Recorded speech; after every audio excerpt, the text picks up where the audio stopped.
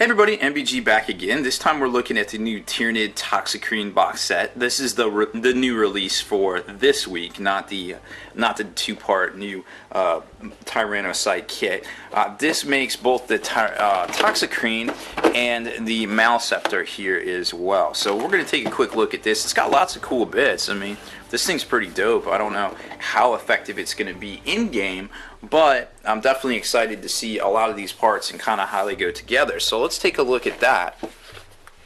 Obviously, it's a rather large box. Another two sprue kit, which seems to be about the norm for Games Workshop as far as design and implementation. Of course, it comes with the normal size base there, Monsters Creature base that we've seen the Trigons and things on for so long.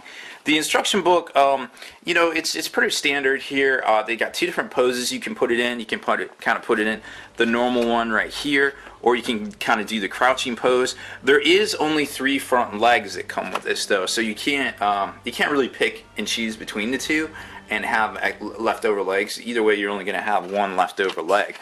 But something I definitely noticed about the way Games Workshop's designing their kits now, they're definitely doing this whole like basic computer slice thing, whereas it's kind of like how some of these clan pack kits are, the smaller type kits, where they don't have specific joints and things like that. They don't have arms and plates and things. They just kind of slice it up in the computer wherever they can to just kind of fit it together and slap it on the table, or get it onto the sprues.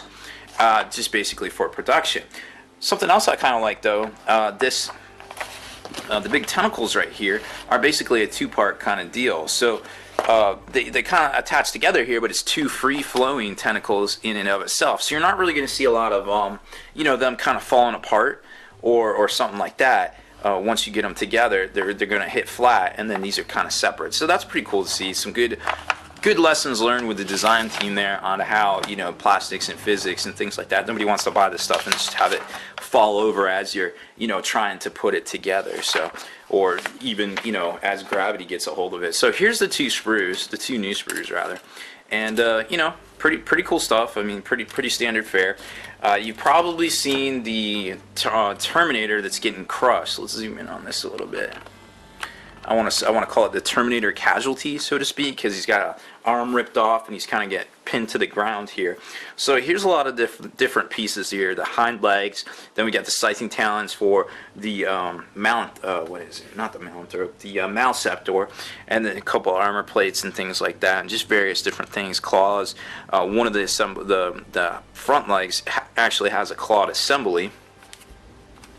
And then we switch over to this one where we've got the Toxicrene head, which you can kind of see right there. Lots of these tentacles. These things are huge. I mean, they're bigger than my finger. He's got a very impressive wingspan, so to speak. Here's the Terminator casualty with his sword, his front, and this is basically what is that? Yeah, that's the back. He lays basically on that. There's his head. So lots of cool stuff. And then they've got these little panels that either cover up the psychic little squishy parts here for that guy, or on the Toxicrene they're basically like spore sacs of some sort, something like that. So overall, it's it looks like it's a very well designed kit.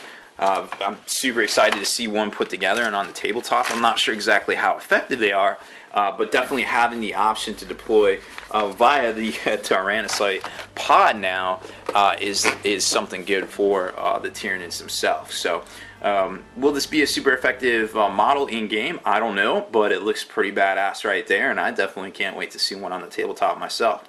So that's about it for this one, guys. Make sure you stay in the trenches, subscribe to this YouTube channel, check out the blog, spikybitsblog.com, and listen to our podcast, forgethenarrative.com.